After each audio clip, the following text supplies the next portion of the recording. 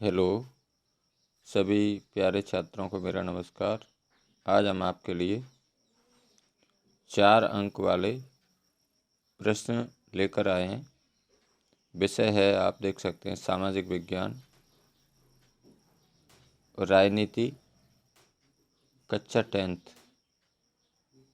इसमें हमारा अध्याय 8 में से एक 4 अंक का प्रश्न आना है और पाठ का नाम है, आप देख सकते हैं, लोकतंत्र की चुनौतियाँ। लोकतंत्र की चुनौतियाँ, ठीक है। इसमें से एक आपके वार्षिक परीक्षा में 4 अंक का प्रश्न आना है। तो इसमें जो मैंने महत्वपूर्ण प्रश्न बनाए हैं उसको हम देख लेते हैं। तो देखिए, शुरू करते हैं। इसमें आपका पहला प्रश्न है, भारतीय लोकतंत्र के समक्ष प्रमुख चुनौतियां का विस्तार से वर्णन कीजिए। ये बहुत इम्पोर्टेंट क्वेश्चन है। इसका आंसर देख लेते हैं। यहाँ से देखिए, भारतीय लोकतंत्र के सामने मुख्य चुनौतियां निम्नलिखित हैं। पहली चुनौती है सबसे मेन, जातिवाद, ठीक है। भारतीय समाज जाति पर आधारित है। जातिवाद भारतीय लोकतंत्र के सामने एक बड़ी चुनौती है। दूसरा पॉइंट देख लेते हैं इसमें,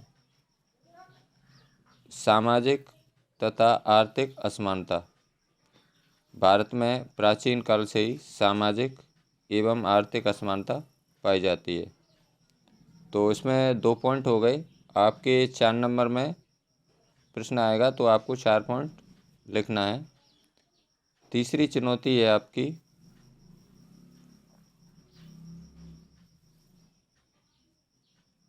गरीबी, ठीक है। गरीबी, भारत की आबादी का लगभग 26% भाग गरीबी रेखा के नीचे जीवन निर्वाह कर रहा है। यानी कि भारत में लगभग 26% लोग गरीब हैं। गरीबी भारतीय लोकतंत्र के सामने एक बड़ी चुनौती है। अगला पॉइंट है आपका चौथा, निरक्षरता। निरक्षरता माने अनपढ़। निरक्षरता भारतीय लोकतंत्र की सफलता में एक बड़ी चुनौती है। 2011 की जनगणना के अनुसार भारत की 73% साक्षरता 73% है, जबकि महिला साक्षरता 64.6 है और पुरुष साक्षरता 80.9 है। यानी कि टोटल साक्षरता है हमारी भारत की 2011 की जनगणना के अनुसार 73% और महिला साक्षरता है 64.6% और पुरुष साक्षरता है 80.9%। तो ये क्वेश्चन आपके लिए परीक्षा में बहुत ही महत्वपूर्ण है।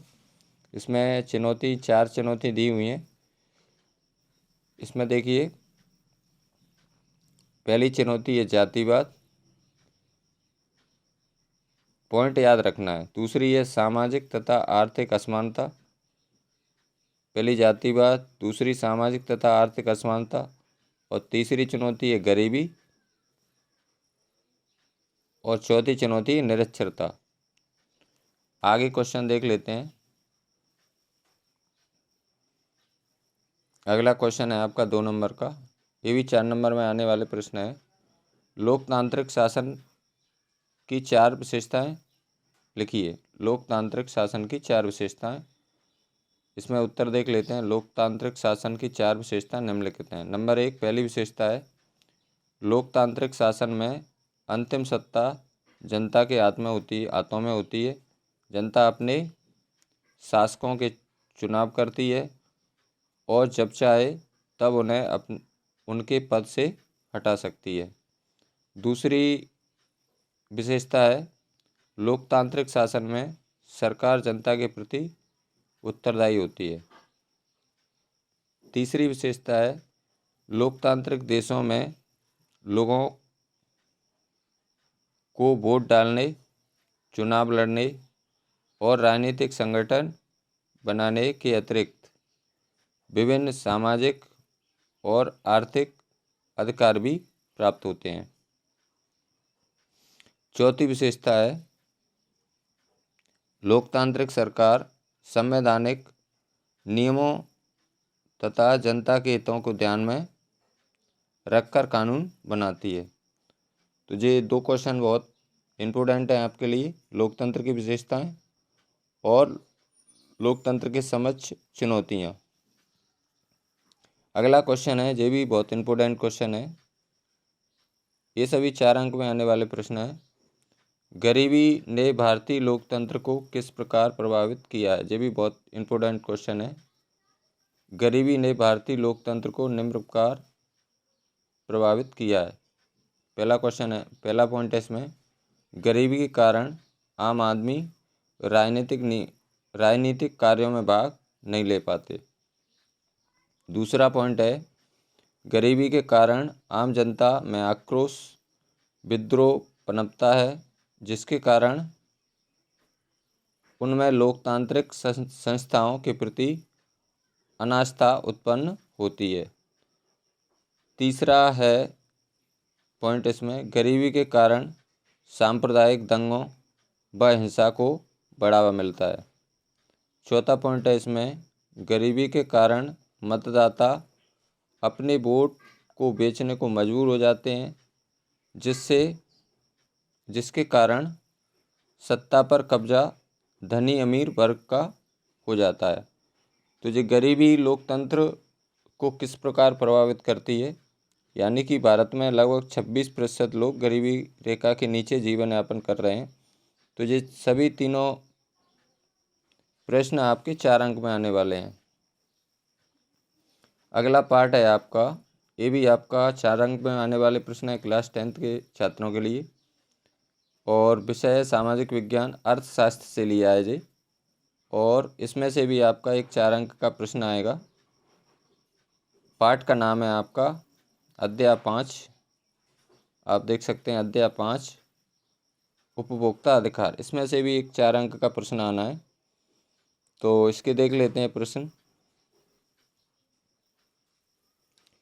इसमें देखिए पहला प्रश्न है, बाजार को नियमों और विनियमों की आवश्यकता क्यों है? कुछ उदाहरण द्वारा स्पष्ट कीजिए।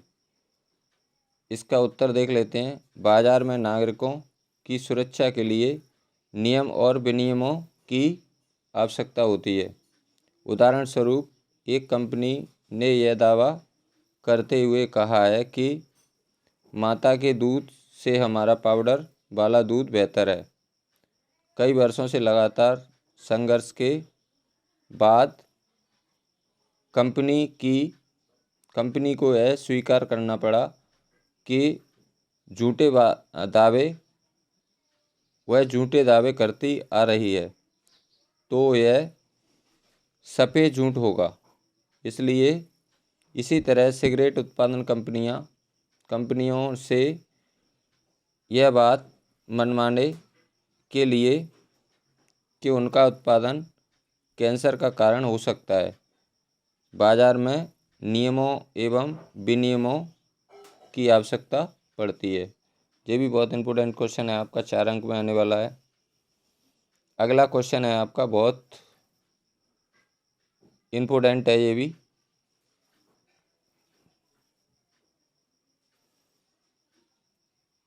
अगला प्रश्न देखिए 2 नंबर का, उपभोक्ता शोषण के 4 कारण। ये बहुत वेरी इम्पोर्टेंट क्वेश्चन है। तो उपभोक्ता का शोषण कैसे होता है, किस प्रकार होता है? तो सबसे उपभोक्ता शोषण के 4 कारण निम्न है। पहला कारण है अज्ञानता। उपभोक्ताओं के शोषण का प्रमुख कारण है उनकी अज्ञानता। दूसरा कारण है उदासीनता। उपभोक्ताओं की एक बड़ी संख्या ऐसी भी है जो खरीदारी करते समय उदासीनता बरतते हैं। अगला तीसरा पॉइंट है इसमें सीमित जानकारी। वैश्वीकरण के इस युग में बाजार में अनेक प्रकार के उत्पादों से भरा पड़ा है। वैश्वीकरण के इस युग में बाजार अनेक प्रकार के उत्पादों से भरा पड़ा है। गुणवत्ता एवं मूल्य निर्धारण के कोई निश्चित नियम नहीं है। सीमित जानकारी होने के कारण उपभोक्ता गलत वस्तुओं का चुनाव करके अपना आर्थिक नुकसान कर बैठते हैं। यानी उपभोक्ता कौन है? उपभोक्ता हम सभी हैं जो वस्तुओं का उपयोग करते हैं, उनका दाम चुकाते हैं, उपभोक्ता कहलाते हैं। अगला पॉइंट है इसमें एकाधिकार। किसी वस्तु के उत्पादन एवं वितरण पर किसी एक उत्पादक अथवा एक उत्पादक समूह का अधिकार होना एकाधिकार कहलाता है। ये बहुत ही इम्पोर्टेंट क्वेश्चन है आपका। उपभोक्ताओं को शोषण के 4 कारण लिखिए। तो पहला कारण क्या है इसमें देख लेते हैं। पहला कारण है इसमें अज्ञानता, दूसरा है उदासीनता, तीसरा है सीमित जानकारी और चौथा है एकाधिकार। और इसमें से इस पार्ट में से 2 नंबर का भी क्वेश्चन आएगा, तो हो सकता है उपभोक्ता शोषण के 2 कारण पूछ सकते हैं। तो यदि 2 कारण पूछे तो ही आपको पॉइंट लिखना है। 4 नंबर में आएगा तो आपको 4 कारण लिखना है।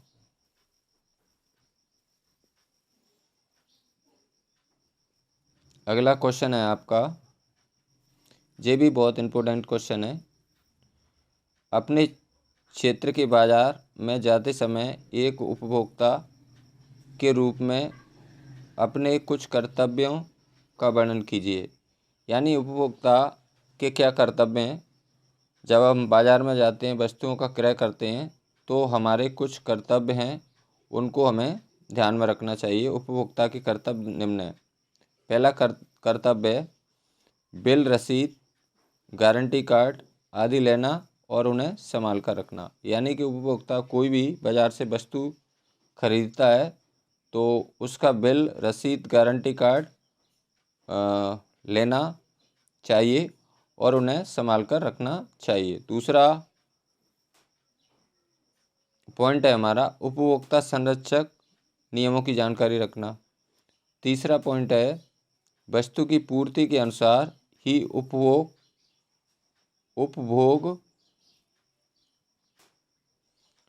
उपभोग में वृद्धि या कमी करना। ठीक है। अगला पॉइंट है धोखाधड़ी से बचने के उपभोक्ताओं को वस्तुएं खरीदते समय ISI, हॉलमार्क, एगमार्क, हॉलमार्क, बूलमार्क जैसे चिन्हों को देखकर ही वस्तुएं क्रय करना चाहिए। यानी कि जब वस्तुओं को हम खरीदते हैं, बाजार में जाते हैं, तो हमें कुछ प्रतीकों को ध्यान में रखना चाहिए। ISI क्या करता है? औद्योगिक एवं उपभोक्ता वस्तुओं की गुणवत्ता को प्रमाणित करने वाला चिन्ह है जी। एगमार्क क्या है? कृषि उत्पादों की गुणवत्ता को प्रमाणित करने वाला चिन्ह है। हॉलमार्क क्या है? स्वर्ण आभूषण यानी गहने होते हैं, उसकी गुणवत्ता को प्रमाणित करता है हॉलमार्क। और बूलमार्क क्या है? ऊन या ऊनी वस्त्रों की गुणवत्ता को प्रमाणित करता है। तो ये भी क्वेश्चन आपके लिए बहुत वेरी वेरी इंपॉर्टेंट है, ये आ सकता है आपकी परीक्षा में। अगला क्वेश्चन देख लेते हैं। उपभोक्ताओं के अधिकार और कर्तव्य, ये दोनों क्वेश्चन बहुत महत्वपूर्ण हैं। अब इसके बाद में आते हैं, अगला क्वेश्चन है आपका उपभोक्ताओं के प्रमुख अधिकारों को संक्षेप में व्याख्या कीजिए। यानी कि उपभोक्ता हम सभी हैं, हमारे क्या क्या अधिकार हैं और हमारे 6 अधिकारों का वर्णन यहाँ पर इस चैप्टर में किया गया है। तो इसमें पहला है चयन का अधिकार, दूसरा है सूचना का अधिकार, तीसरा है सुरक्षा का अधिकार और चौथा है निवारण का अधिकार और पांचवा है प्रतिनिधित्व का अधिकार और छठवा है उपभोक्ता शिक्षा का अधिकार। ये भी क्वेश्चन आपका बहुत इंपॉर्टेंट है। उपभोक्ताओं के कौन से कर्तव्य हैं और कौन से अधिकार हैं। अगला क्वेश्चन देखते हैं। ये 4 अंक में आने वाले प्रश्न हैं सभी। अगला क्वेश्चन है आपका 5 नंबर का, उपभोक्ता सुरक्षा अधिनियम 1986 बनाने की आवश्यकता क्यों पड़ी? समझाइए। इसको उपभोक्ता सुरक्षा अधिनियम को कोपरा के नाम से भी जाना जाता है। तो इसका आंसर देख लेते हैं। उपभोक्ता सुरक्षा अधिनियम 1986 के निर्माण की जरूरत इसलिए पड़ी। नंबर 1 पहला पॉइंट है इसमें, उपभोक्ताओं के साथ दुकानदार के द्वारा उचित व्यवहार न करना। दूसरा पॉइंट है उपभोक्ताओं से अधिक पैसे लेना और उसके बदले में घटिया सामान देना। तीसरा पॉइंट है नाप तोल में गड़बड़ी करना, यानी जब हम बाज़ार से वस्तुएं वो खरीदते हैं तो नाप तोल में गड़बड़ी करके होती है। और अगला पॉइंट है खाने वाली वस्तुओं में मिलावट करना, यानी जो खाने वाली जो वस्तुएं हमारी उसमें भी कई बार मिलावट देखने को मिलती है। और अगला पॉइंट है आपका उपभोक्ता सुरक्षा के लिए। तो इसमें से कोई आपको 4 पॉइंट लिखना है। 1986 उपभोक्ता सुरक्षा अधिनियम, ये बहुत इम्पोर्टेंट है और इसको 1986 में पारित किया गया है। इस अधिनियम को कोपरा के नाम से भी जाना जाता है। अगला क्वेश्चन है आपका, ये भी 4 अंक में आने वाला प्रश्न है। भारत में उपभोक्ता आंदोलन किन कारणों से शुरू हुआ, इसका विकास लिखिए। तो इसमें देखिए उत्तर देख लेते हैं यहाँ। भारत में उपभोक्ता आंदोलन की शुरुआत निम्न कारणों से हुई। पहला है भारत में सामाजिक बल के रूप में उपभोक्ता आंदोलन का जन्म अनैतिक और अनुचित व्यवसाय कार्यों में उपभोक्ताओं के हितों की रक्षा करने और प्रोत्साहित करने की आवश्यकता के साथ हुआ। दूसरा पॉइंट है इसमें उपभोक्ताओं की असंतुष्टि जो कि विक्रेताओं के अनुचित व्यवहारों से उत्पन्न हुई। अगला पॉइंट है इसमें बाजार में उपभोक्ताओं को शोषण से बचाने के लिए कोई कानूनी व्यवस्था उपलब्ध नहीं थी। अगला पॉइंट है इसमें चौथे नंबर का 1960 के दशक में अत्यधिक खाद्य कमी, जमाखोरी, कालाबाजारी, खाद्य पदार्थों एवं तेल में मिलावट की गई। तो ये थे आपके 4 अंक में आने वाले प्रश्न। ये सभी प्रश्न आपकी परीक्षा की दृष्टि से बहुत ही महत्वपूर्ण है, बहुत ही इम्पोर्टेंट है। तो आपको इन प्रश्नों को अच्छे से याद करना है। एक बार इनको लिख के चेक कर लें और हो सकता है इनमें से कई और प्रश्न आपकी परीक्षा में आ सकते हैं। तो आप इन प्रश्नों को अच्छे से तैयार करना है आपको। ये कक्षा 10 के विद्यार्थियों के लिए आपकी वार्षिक परीक्षा होने वाली है, इसके लिए तो ये प्रश्न आपके लिए बहुत महत्वपूर्ण है। तो मुझे आशा है कि यह वीडियो आपको ज़रूर पसंद आएगी। यदि आपको यह वीडियो अच्छी लगी हो तो लाइक करें, अपने मित्रों के साथ शेयर करें और यदि आप मेरे चैनल को पहली बार देख रहे हैं तो प्लीज़ मेरे चैनल को सब्सक्राइब ज़रूर करें। थैंक्स, धन्यवाद सभी को, मेरा नमस्कार। थैंक्स, बहुत बहुत धन्यवाद।